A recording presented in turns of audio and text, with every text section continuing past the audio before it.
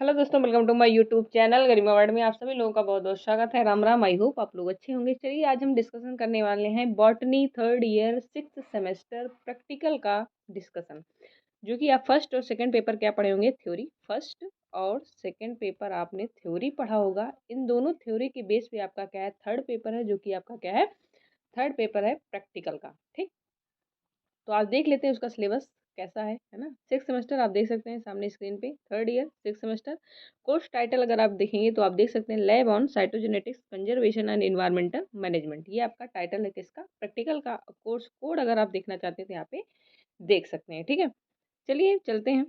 वही आपका इसमें भी क्या होगा, 25+75, यानी 75 आपके क्या होंगे, एक्सटर्नल मार्क होंगे। इंटरनल मार्क आपके कितने हैं, 25 नंबर। ठीक, तो पहला ही टॉपिक आपका सेल बायोलॉजी से है, जो कि फर्स्ट पेपर के पहले यूनिट आपका वहाँ पे क्या मिलेगा, सेल बायोलॉजी मिलेगा। तो उससे रिलेटेड आपका जो प्रैक्टिकल करना है, देखिए इसमें 4-5 दिए गए हैं, लेकिन ज़रूरी नहीं कि आपको सारे प्रैक्टिकल ही करवाए गए हों, या आपके कॉलेज में किस प्रकार से प्रैक्टिकल करवाएंगे उसी हिसाब से आप कीजिएगा। यहाँ हम आपको पूरा का पूरा सिलेबस डिस्कशन कर रहे हैं। ठीक है, तो सेल बायोलॉजी से जो है, study of the plant cell structure with the help of epidermal peel mounting of onion Rhoeo and Crinum. तो ये कुछ प्लांट दिए गए हैं, मतलब उसके नाम बेसिकली आप किए होंगे। एपिडर्मल लेयर जो है इसका इसका सेल देखने के लिए कभी आप प्याज का किए ही होंगे, है ना, ये तो कॉमन है।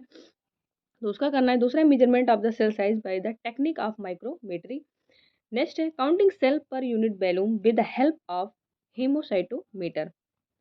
फिर नेक्स्ट है, और इसमें केवल ईस्ट का पॉलन ग्रेन का करना है, ये भी ध्यान दीजिएगा। नेक्स्ट है determination of the mitotic index and frequency of different mitotic stage in per fixed root tip of Allium cepa. Next next unit आपका जेनेटिक्स है। वहाँ भी आप फर्स्ट पेपर में जेनेटिक्स पढ़े रहेंगे। तो नेक्स्ट है जेनेटिक्स, उसमें monohybrid dihybrid gene interactions, उसके जितने पॉइंट है उसको आपको डिस्कस प्रैक्टिकल में देखना है। ठीक है, नेक्स्ट है observe the genetic variation among the inter and intra specific plant, इस पर भी आपको देखना है। नेक्स्ट इसमें म्यूटेशन है, पॉलीप्लॉइड है, तो ये सभी आपको क्या करना है, जेनेटिक्स में ही आप पढ़े हैं थ्योरी में, थोड़ा यहाँ भी प्रैक्टिकल आपको करना है। नेक्स्ट यूनिट जो है वो थर्ड यूनिट है बायोस्टैटिक्स। बायोस्टैटिक्स है ना, जूलॉजी में भी कॉमन होता है और बॉटनी में भी कॉमन होता है। ऐसा टॉपिक है जो जूलॉजी में मिलेगा और बॉटनी में मिलेगा। सेल बायोलॉजी लगभग दोनों में पढ़ाया जाता है ना। जेनेटिक्स दोनों में पढ़ाया जाता है। तो आप किसी न किसी ईयर में ओवरलैपिंग आप देखे होंगे, जूलॉजी में जो पढ़े होंगे वही क्या होगा, नेक्स्ट ईयर में आपका बॉटनी में भी पढ़े होंगे, तो आपको नॉलेज तो इसमें भरपूर होगा, है ना। बायोस्टैटिक्स मीन मीडियन मोड ये सब आपको निकालना है। स्टैंडर्ड एविएशन क्या होता है, स्टैंडर्ड एरर क्या होता है, लिखाया गया होगा, है ना। तो ये कुछ डाटा दिए जाते हैं, उनका mean median mode standard aviation ये सब आपको निकलवाया जाता है, निकाला जाता है। ये भी आपका क्या है, प्रैक्टिकल में मेंशन है बायोस्टैटिक्स में। नेक्स्ट है आपका इसी में computer application in biostatistics, MS Excel and SPSS का। ठीक है, नेक्स्ट है फोर्थ यूनिट, जिसे आप बोलेंगे प्लांट टिश्यू कल्चर। तो प्लांट टिश्यू कल्चर से भी है आपका familiarisation of instrument and special equipments used in the plant tissue culture experiment करवाया गया होगा। एक आध तो इसमें करवाए गए होंगे, है ना। Micro propagation of potato tomato, हो सकता है ये करवाया गया हो, ये भी इजी है। तो आप अपना देख लेना कि किस हिसाब से आपके यहाँ प्रैक्टिकल करवाया गया है। स्क्रीनशॉट लेते चलिए अगर सिलेबस का पूरा चाहिए तो। नेक्स्ट इसी में प्रोटोप्लास्ट आइसोलेशन एंड कल्चरिंग, है ना, ये भी हो सकता है करवाया गया हो। नेक्स्ट यूनिट आपका इकोलॉजी एंड एनवायरनमेंट, जो कि आपका क्या है, थ्योरी की बात करेंगे तो ये सेकंड पेपर से आपका आ जाएगी इकोलॉजी एंड एनवायरनमेंट। तो इकोलॉजिकल एडाप्टेशन जैसे हाइड्रोफाइट्स, जीरोफाइट्स, है ना, हेलोफाइट्स, एपीफाइट्स, पैरासाइट्स। तो कई प्रकार के प्लांट में क्या होता है, एडाप्टेशन होता है कि हाइड्रोफाइट्स में तो जल में ही रहेंगे, जीरोफाइट है तो क्या, जहाँ पे कम पानी रहता है वहाँ पे ग्रो करते हैं। हेलोफाइट जो है खारे पानी में ग्रो करने हैं। तो इनका एडाप्टेशन किस प्रकार से होता है, ये भी आपको इकोलॉजी में क्या होगा, वो पढ़ाया गया होगा। अगर नहीं होगा तो प्रैक्टिकल में आप इसको देखेंगे। Next study of morphological adaptation of hydrophyte and xerophyte. ठीक है, नेक्स्ट उसी में है study of biotic interactions of stem parasite, Cuscuta का दिया है, रोड पैरासाइट, है ना, एपीफाइट्स। तो कुछ प्रकार से ये दिया गया है, आप इसको भी देख लीजिए। Observation and study of the different ecosystem mentioned in the syllabus. तो आपके सिलेबस में जो आप इकोलॉजी पढ़े होंगे उसमें कई प्रकार के इकोसिस्टम, जैसे फॉरेस्ट हुआ, लैंड हुआ, तो इस प्रकार के डिफरेंट डिफरेंट टाइप के क्या होते हैं, इकोसिस्टम होते हैं। डिजर्ट इकोसिस्टम जो कि आपके सिलेबस में मेंशन है, उससे आपको क्या करना है, ऑब्जर्वेशन करना है। ठीक है, नेक्स्ट है सिक्स 6 यूनिट है soil formation properties and conservation. तो आपकी पूरी की पूरी यूनिट ही आपकी थी है ना, आप सेकंड पेपर में थ्योरी में पढ़ के आए रहे होंगे। सॉइल टाइप, सॉइल प्रोफाइल क्या होता है, मतलब सब कुछ आप वहाँ पे क्या होंगे, किस प्रकार से सॉइल का इरोजन हो रहा है, उसका फिर कंजर्वेशन आप कैसे करेंगे, तो आप ये सारा सॉइल में पढ़े थे। यहाँ पे determination of the pH level, मतलब सॉइल का पीएच कैसे होता है, डिफरेंट डिफरेंट सॉइल में पीएच लेवल क्या होगा, अलग अलग होगा। जाहिर सी बात है, हो सकता है किसी में एसिडिक हो, किसी में क्या है बेसिक हो। तो जाहिर सी बात है, ना बहुत ज़्यादा अम्लीय होना चाहिए, ना बहुत ज़्यादा क्षारीय होना चाहिए। अगर जो है आपके मिट्टी का लेवल जो है लगभग 6 है ना, 6.5 से 7.4 तक है तब भी चलेगा। यहाँ पे क्या होता है, वो फर्टाइल सॉइल माना जाता है। लेकिन अगर बहुत ज़्यादा एसिडिक या बहुत ज़्यादा बेसिक होगा तो जाहिर सी बात है सॉइल की फर्टिलिटी क्या होती है, वो खत्म हो जाती है। तो आप पीएच टेस्ट करके यहाँ पे देख सकते हैं कि कितना है। तो पीएच मीटर की सहायता से या फिर यूनिवर्सल इंडिकेटर्स होता है, कई प्रकार के पीएच पेपर आते हैं, आप उससे टेस्ट कर सकते हैं ना। नेक्स्ट है analysis of carbonate, chloride, nitrate, sulphate, organic matter and base deficiency from the soil. तो इन सब चीज़ों की सॉइल में किस प्रकार से जो कमी हो जाती है, जाहिर सी बात है मिट्टी में बहुत सारे खनिज तत्व मिलते हैं जो कि भाई प्लांट के लिए क्या होते हैं, वो जरूरी होते हैं। अगर इन चीज़ों की कमी है तो हो सकता है प्लांट की ग्रोथ रुक जाए ना, तो प्लांट का प्रोडक्शन भी रुक सकता है। तो ये सब आप क्या करेंगे, इसमें देखेंगे टेस्ट कर करके है ना। जाहिर सी बात है टेस्ट करेंगे तभी पता चलेगा। तो आप यहाँ जो करवाया गया होगा आप उस पर फोकस कीजिएगा ना, सिलेबस आपके सामने, आप स्क्रीनशॉट ले सकते हैं।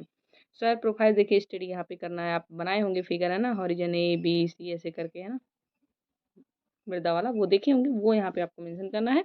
Next soil types of India map. Soil के जितने प्रकार होते हैं आप पढ़े होंगे, लोबियल है, लेटराइट है, ब्लैक है, कई प्रकार के सॉइल आप पढ़े होंगे, माउंटेन सॉइल। तो उनको अगर मैप के थ्रू आप समझा देंगे, मैप के थ्रू बना लेंगे तो बहुत अच्छा होगा। और अगर पेपर में ये आ गया तब भी आप मैप को क्या है मेंशन करिएगा, आपका नंबर जो है गेन हो जाएगा। नेक्स्ट है आपकी जो है 7वीं यूनिट जो है बायोडाइवर्सिटी एंड फाइटोजियोग्राफी। तो इसको भी आप पढ़े होंगे है ना, पढ़े ही होंगे। Study of community structure bye quadrant method and determination of minimal size of quadrant, frequency, density, ये सब आप पढ़े होंगे। थ्योरी में सब पढ़े हैं, ऐसा नहीं है कुछ भी पढ़े नहीं है। हालांकि फाइटोजियोग्राफी से अगर आप करना चाहते हैं तो ये वाला करिएगा, marking of the vegetation type of India, world and UP. ये तीनों आपके थ्योरी सिलेबस में था। यहाँ मैप के थ्रू आपको क्या करना है, इसमें मेंशन करना है। और बहुत अच्छा इसमें क्या होगा, अट्रैक्टिव लगेगा, अच्छा लगेगा। आप अगर खुद से कुछ करेंगे तो आपका नॉलेज भी क्या होगा, इसमें गेन होगा। ठीक है, नेक्स्ट और लास्ट देख लेते हैं 8वीं यूनिट है ना। 8वीं यूनिट है पॉल्यूशन एंड वेस्ट मैनेजमेंट।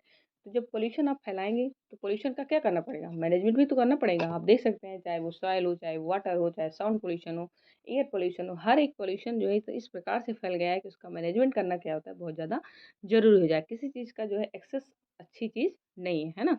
तो जब पॉल्यूशन होगा, फैलाने वाले तो तुम ही लोग हो, मतलब जब भी हो पॉल्यूशन जो होगा तो उसका क्या है, मैनेजमेंट भी जरूरी होता है। बेसिकली आपका इसी में दिया गया है। तो study of instrument and use to measure micro climatic variable है ना, soil thermometer, maximum and minimum thermometer. तो आप इस प्रकार से एनीमोमीटर से आप क्या देखेंगे, आप एयर वाला बेसिकली है ना।